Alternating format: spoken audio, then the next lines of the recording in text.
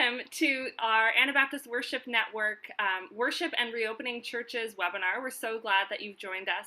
Obviously, this is an important topic that we are all thinking about, and that's weighing heavily on all of us as leaders in various roles these days. And so we don't claim to have any answers. We wish there was a really clear-cut path for us moving forward. But what we can do for this hour is brainstorm and share what we know, and ask questions and share resources that may be helpful as all of us figure out what unique journey we're going to take on this path to reopening. We are recording this meeting, as you know, and so just a note that this will be available on the AWN YouTube channel after today, and you can access it there. We are grateful to Mennonite Church Eastern Canada for financial support to AWN, and also to AMBS for supporting us, especially with this Zoom account that we're on today. We welcome you to put an introduction of yourself and where you're coming from, what your reopening process is a little bit if you want to, whether you're meeting this week or next week, or whether it looks like it'll be a while for you yet, and where you're coming to us from geographically. So introduce yourself in the chat if you are inclined, and you may also ask questions throughout. So just a note as well, let's make sure that we're all muting ourselves throughout when we're not speaking, just to make sure that we're not hearing anyone other than the speaker. So feel free to ask questions throughout once you're done introducing yourself, and we may or may not get to those and can have a follow-up blog post as well. So let's go into our time of centering. For our time of centering, we'll listen to, and if you're muted, you can sing along to the song "You're Not Alone," which celebrates both the community as wherever we're gathered, whether it is on Zoom or someday in person again.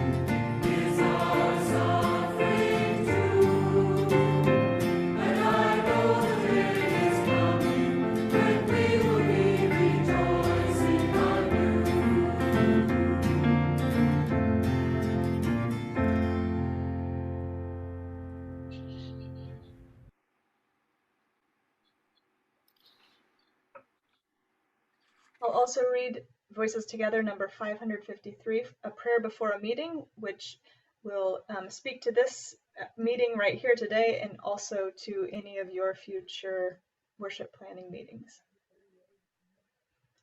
God of life, we thank you that in our work, as well as our worship, we gather in your presence. Come among us and guide us as we meet together. In our uncertainties, give us direction. In our differences, give us understanding. In our reporting, give us honesty. In our planning, give us boldness. In our deciding, give us graciousness.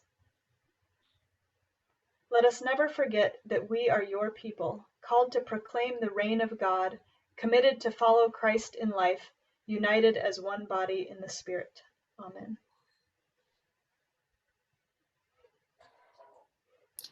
We are going to enter into a time just briefly of sharing a few different updates on people's communities' processes of reopening.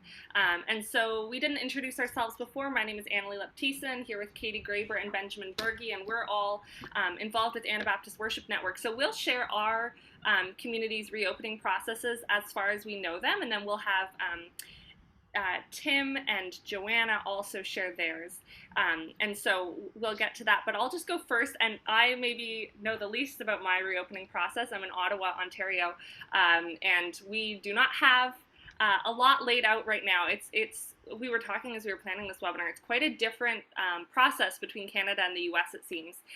And so my church, as far as I know, is hoping to get live streaming set up. We haven't done that, so we'll get that set up in the next few weeks, and then we would have people leading from the sanctuary, which would be the first time we would do that. And then maybe some outdoor worship, and then maybe aiming for small groups gathering in the sanctuary to worship in September. And we've been advised by the doctors in our congregation not to plan on that too much. So tentatively we're looking at September, but not too sure. So I will pass it to Benjamin for your reopening process. Greetings, friends. Benjamin Berge, Harrisonburg, Virginia. I attend and work at Harrisonburg Mennonite Church, and we have been doing mostly pre-recorded YouTube services until April. And back in April, then we started doing outdoor worship live in person. And because we didn't have live streaming equipment for outdoors that worked quite well enough for us to be satisfied, we just continued to do pre-recorded on YouTube as well. So fun, 2 services. And then we plan to move indoors June 6th with a limited capacity inside, continuing to mask and that kind of thing while streaming that. Katie. I'm Katie Graber from Columbus, Ohio, Columbus Mennonite Church. We don't have specific plans for gathering indoors yet. We have we have in the past had an annual outdoor service in June, so we're planning to have that.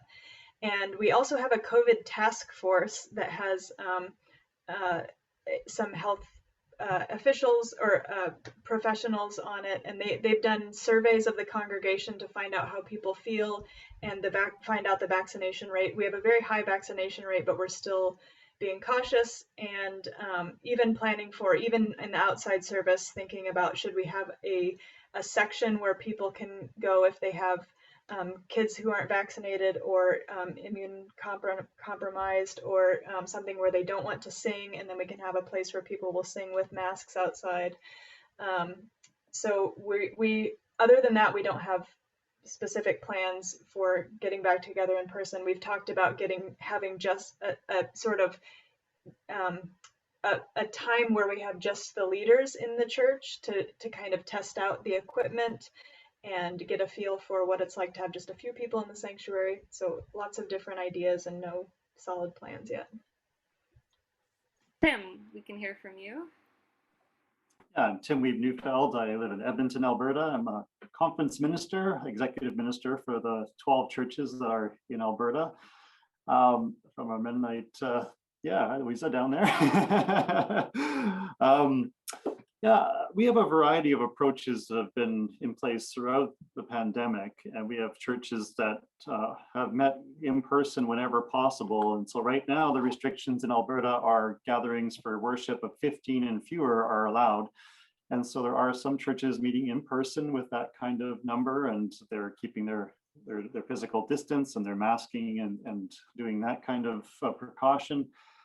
We have others that have been exclusively online, and a few that have had kind of some blips about the types of services they have, or whether they have them at all or not.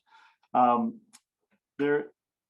think that for many of the churches, it is a matter of wanting to wait until the whole community can worship together again. And so they've been online together, or they've been kind of or waiting for that time when they can all actually meet before having anything physical in person. But that, like I said, there's the whole range there. We're basically waiting for health guidelines to give us guidance. We have really discovered Zoom as an interactive way to worship together. So many of our churches have moved to a Zoom model where worship takes place from one of the screens, and then there's interaction that can happen. So I'm meeting with pastors this afternoon, and so we'll have more discussion about what reopening looks like then. Thank you. That's perfect. Joanna. Hi, I'm Joanna Herder. I pastor Peace Mennonite Church in Lawrence, Kansas. And ever since March of 2020, we've had a model of an online worship playlist. So different pieces, not a full service recording, but different pieces recorded and different videos. Some from some of your churches that have done wonderful virtual choir things that we don't have the capacity to do, that we would link to for people to use for music. And then our Zoom time would be breakout group discussions about the sermon and sharing prayer requests. And just last week, we have shifted to 2 services. One is outdoor, when weather permitting, and what we decided about that outdoor service, because of so much that's come out about the very, very, very low likelihood of outdoor transmission, we've said masks optional for vaccinated people in that service, and we are singing, not as much as we had before, but we are doing some congregational singing.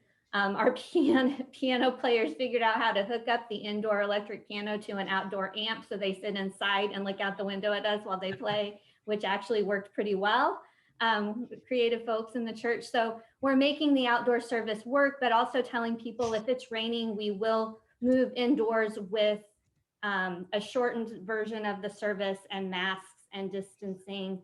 And then at 11, we have basically the same service on Zoom. And it even worked last time for me to record the congregational singing on an audio app on my phone during the in-person service, and then play that for our singing on the Zoom service. So that's our plan for the summer, and then we'll reevaluate at the end of the summer and see what is going to be more of our long-term situation. Wonderful. Thank you so much. Over to you, Benjamin. So we thought we'd start out with talking a bit about some of the research and considerations that you might want to take into account. Some of this might be new, others might, none of this will be new, but hopefully it asks some questions that will be helpful moving forward. But of course, to start just with a couple disclaimers, of course, each community is different, right? So first, know thy community and seek to do no harm. Different areas have different case counts, different infection levels, and of course, communities have different risk levels or preferences, percentage of children, percentage of other, there's no one size fits all. And so here's just a bit of some things to consider, and also know that for those communities who are going by government metrics or mandates, it's also important to realize that when federal, state, provincial guidelines give recommendations or lift restrictions, some still give caution for certain settings, congregate settings, for example, or where there might be lots of children or unvaccinated people. So it's always important to discern the spirit of the law as well as the letter of the law. But yeah, so throughout the pandemic, just to give a bit of background on some of the studies, so next slide, many schools that have met in, those that have met in person have generally followed followed guidance from several large studies that have been associated with some of the largest and most reputable musical and professional organizations. So those guidelines said that singing should be limited to 30-minute blocks, with all singers wearing well-fitted masks, staying physically distanced, 6 feet or more, 2 meters, where the airspace then is cleared of all people until the HVAC can make one full air exchange. And then they can do another 30-minute block. And instrumental ensembles were similar, where they were also given certain parameters like that, as well as, using bell covers or something like that to limit aerosols. And schools who followed these protocols showed no evidence of any outbreak in the U.S. Caused in these such classes. So, but it's important to note that for many people, it is and was difficult to determine what time, the amount of time it took to actually make a full air exchange. That's difficult to calculate in a lot of instances. And so some would just default to 20 or 30 minutes if the equipment was, generally speaking, fairly good. And then, of course, using air filtration when possible.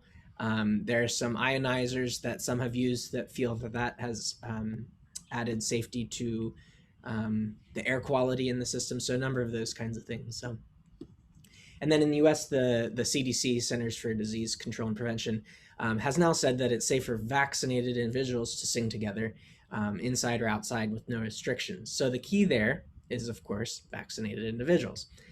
Anytime they're unvaccinated individuals, then it would seem logical to remain masked. So some things you might want to consider then. What percentage of your population is below the age of 12? Or what percentage is vaccinated in your community? That might help you determine when to start to reopen, right? Some might find that if over half your group's vaccinated and you continue to distance and mask, then you may feel it's fairly safe to reopen. How many bathrooms will you use, and how many might you let use it at a time? Do you have a space that is generally smaller and might, need certain entrance and exit flow? How might you handle collecting offering and the offertory time? Do you have the technology and streaming equipment ready to stream, especially for those who plan not to come in, or if you need to set a max capacity that is different than your regular number of attendees? And reaching out, of course, to volunteers. Are there enough to make the services work, who are comfortable coming in at this point, or who are available, or whatever? Because at least we have found that we tend to need more, not fewer. So, and then how about sharing and announcement times? Do they need to be different, or maybe shorter? How about children's time? What are you doing with that? And accommodations made for that. Sunday school times, of course. And some have already talked a little bit about even changing a bit of the structure of worship, if you haven't already. Perhaps some have said, putting singing towards the end, so that then you leave and that is done at the end, or perhaps just a slightly shorter service, or you have a very vaccinated community and maybe you don't have to make as many accommodations. So these are just, some of the questions that one can talk about in groups. And I think I'll then punt it over to Annalie. Thank you. Annalie.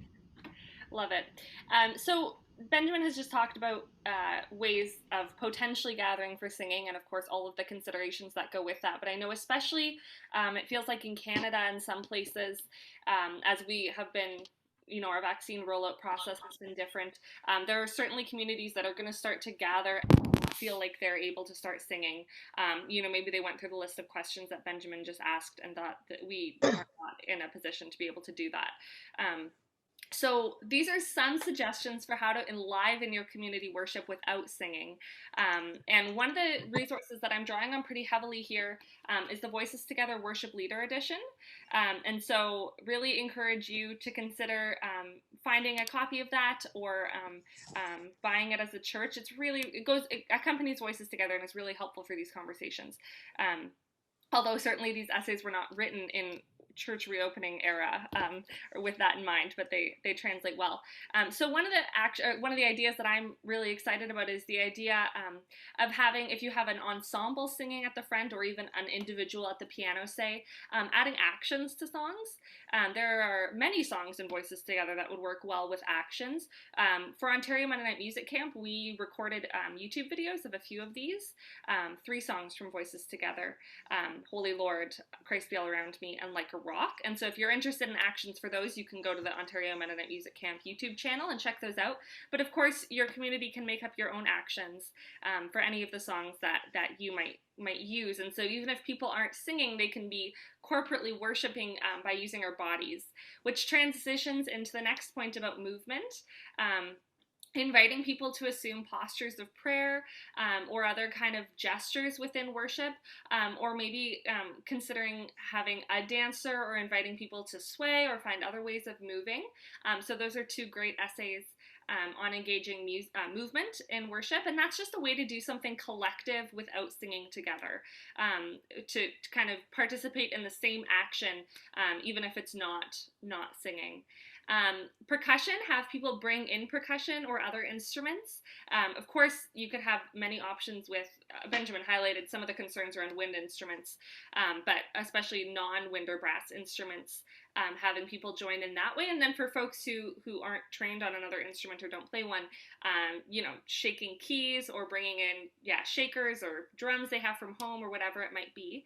And there's a book by Brian Hayne and Mark Burrows, All Hands In, Drumming the Biblical Narrative, that kind of gives some ideas for how to drum corporately. And so that's a suggestion if that's an idea that seems interesting to you. Of course, also engaging silence is another way to kind of participate together without singing. And so there's a Worship Leader Edition essay on that as well. Go to my next slide here. Instrumental music. I know my piano students and myself, I've not performed in a long time. And so this is a great option for especially students in your community who have been maybe taking Zoom lessons and haven't been able to share that music. They may be interested in doing some special music. And there's a Worship Leader Edition essay on musical offerings. I think, it was not unheard of to share videos in worship before COVID, and certainly we have relied on that in a major way during COVID, but it's still appropriate. Maybe you still want to put together a virtual choir. That's not, just because you're gathering doesn't mean that's not an appropriate option. And so, there are other great video options, and maybe it makes sense for your community to keep sharing those. And on that note, I know there has been various conversations about whether it's okay to share hymn books and that kind of thing, so you may be inclined to consider the projection edition if that feels like a concern for your community, the actual touching of objects. Something else that's a great option is Visio Divina, which is in the Worship Leader Edition. There's a piece on it. We have visual art throughout the Voices Together collection, and those pieces are available in the Projection Edition. And so Visio Divina, like Lectio Divina, both of them are a way of processing and kind of reflecting on a small piece, whether that's art or a piece of scripture, and listening for how the Spirit speaks through that process of observing. And so those are great options for kind of reflection, some of what we get sometimes when we're singing, and so kind of translating that to Visio or Lectio Divina. And then the last one is Drama in Worship, which again, 176 in Worship Leader Edition. I also want to highlight that Ted & Company does have scripts available online, and there would be other similar organizations that have scripts available. And so that's a really cool way to participate in something together too. Our songs are often ways that we reflect on Bible stories, or we engage in praise, or any other number of acts acts of worship. And so there are many good readers, theaters, and other little skits and those kinds of things that help us do all of that. And so I highlighted Ted and Company here, and there's of course many others as well. Ted and Company is a Mennonite or Mennonite-based affiliated drama ensemble. Ted Schwartz being at the helm, and so that's a really great option as well. So those are just some of the ways that we can fill out our worship without singing. You may find if you're following guidance, you feel comfortable singing 1 or 2 songs of service, but not more. And so then this is a chance to say, okay, what else could we supplement with to replace some of that? And so these are just some options.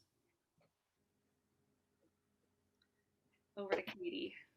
Yeah, before I start, I saw a couple questions in the chat. Someone asked about copies of the slides. Yes, we will share the slides, right, Annalie? Yes, those will be available.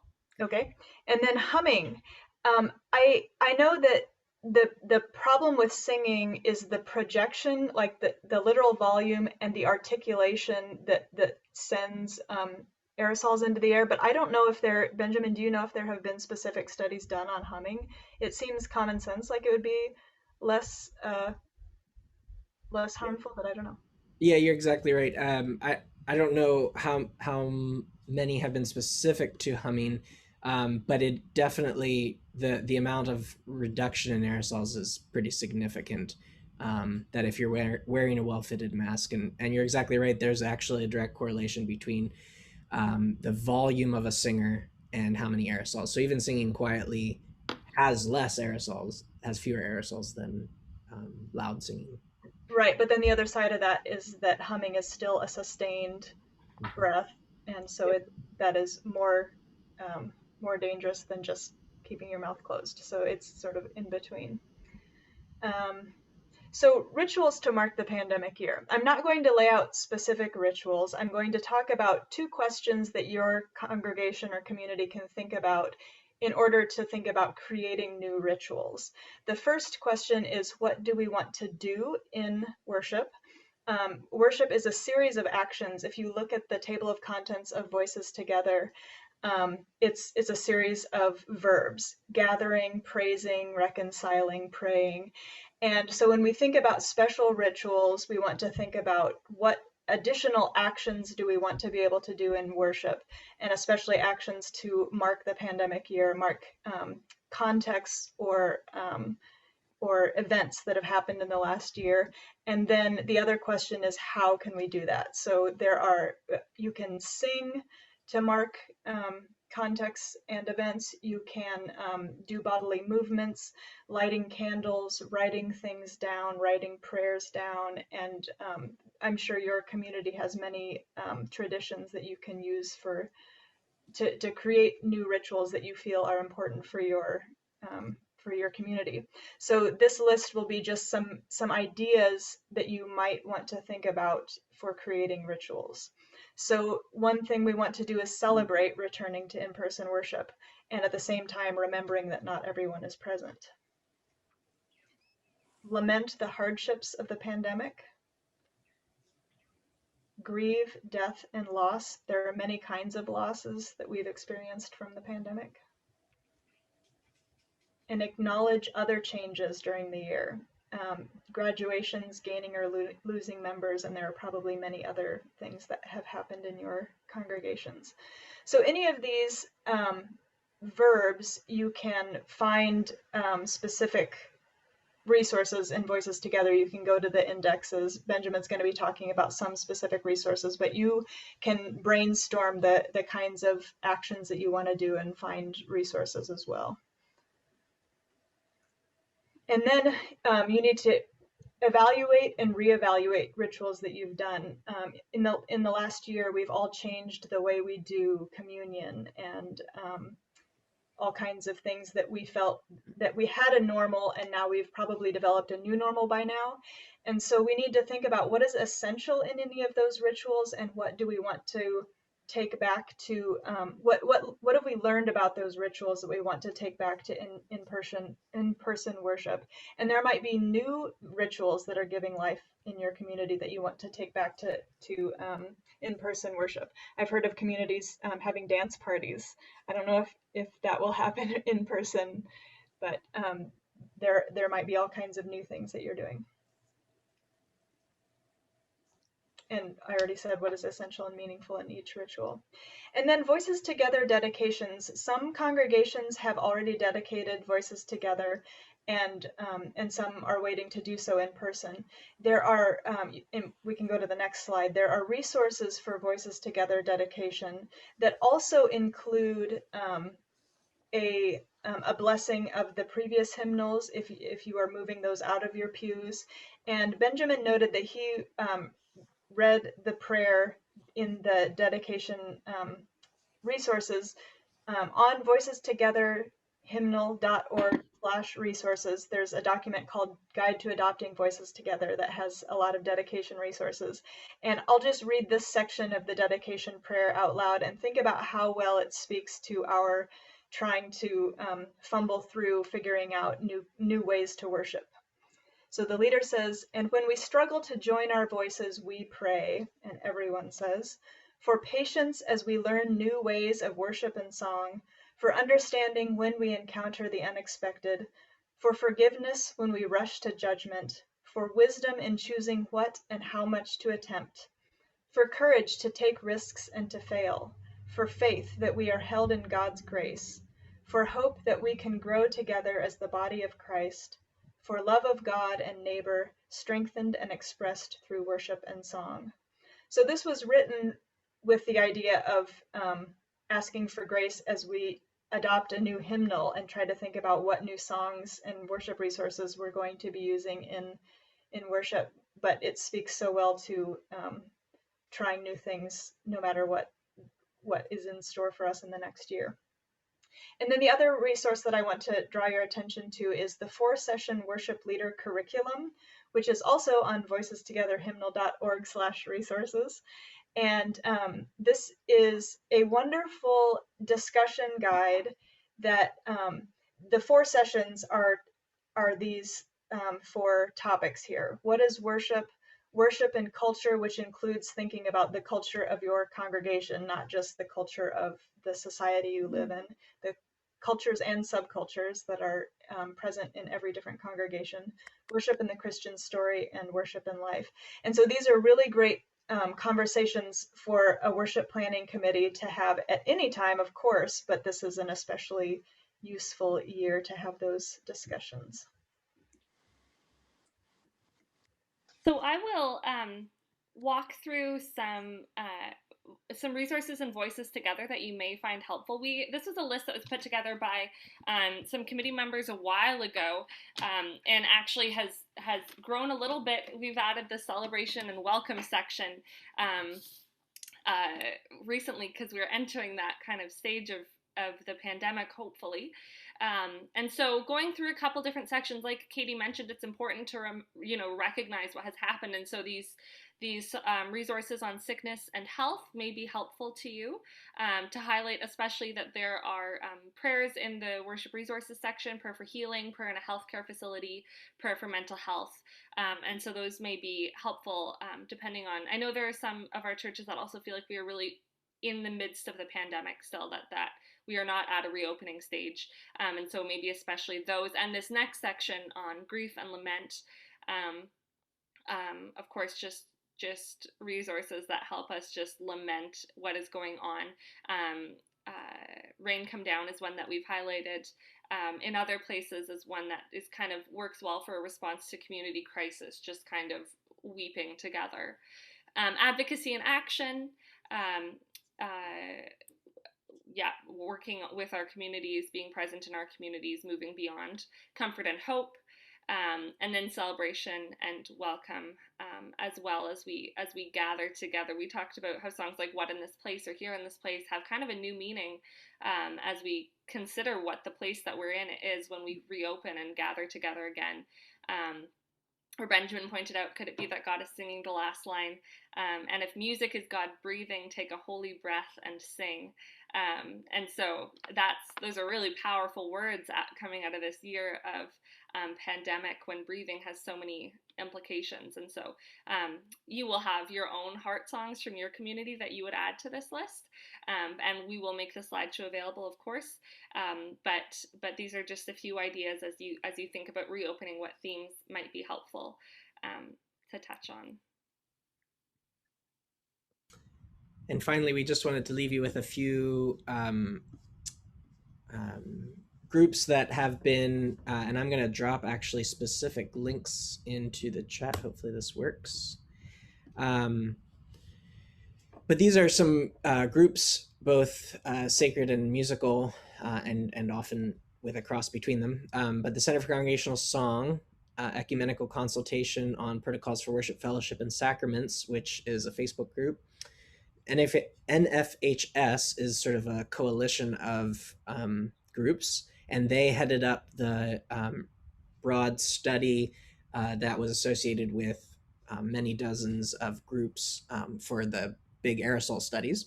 And CBDNA, the College Band Directors Association, has also done a number of things specifically related to the instrumental side, obviously. And then, of course, knowing what your local folks are saying. And Meadow Media is also working on a few resources we've heard, and so keep an eye out specifically for that kind of Mennonite perspective from Meadow Media. And they have similar to what Benjamin outlined, there's a piece from Amy Gingrich, To Sing or Not to Sing in Anabaptist World, that's also helpful as you kind of consider the implications for your community. So I wanted to write this blessing for you as leaders as you reopen your churches. You are carrying so much. There are so many different pieces that are changing all the time, voices, and you have to kind of read between the lines and interpret, and it's heavy. And so here's a blessing for you, for leaders as you reopen your churches. So, in the spirit of prayer postures, feel free to assume a posture that is prayerful for you. With the joy of Miriam, be blessed as you learn to praise in new places. Christ goes before you. With the curiosity of Thomas, be blessed as you ask questions and seek answers. Christ goes before you. With the perseverance of the shepherd, be blessed as your planning watches out for all of your sheep. Christ goes before you. With the flexibility of Paul, be blessed as your journey takes you on unplanned routes. Christ goes before you. With the diligence of Martha, be blessed as you ensure that your guests are comfortable. Christ goes before you. With the trust of Moses, be blessed as you lead without knowing the way. Christ goes before you. So we will make that slideshow available and the recording from today as well. We are now going to open up to breakout rooms for those of you that are interested in talking and hearing about what other groups are doing. So breakout groups are not everyone's thing. You are, of course, dismissed if that doesn't feel like it would be helpful. But we will open breakout groups for those of you that are interested.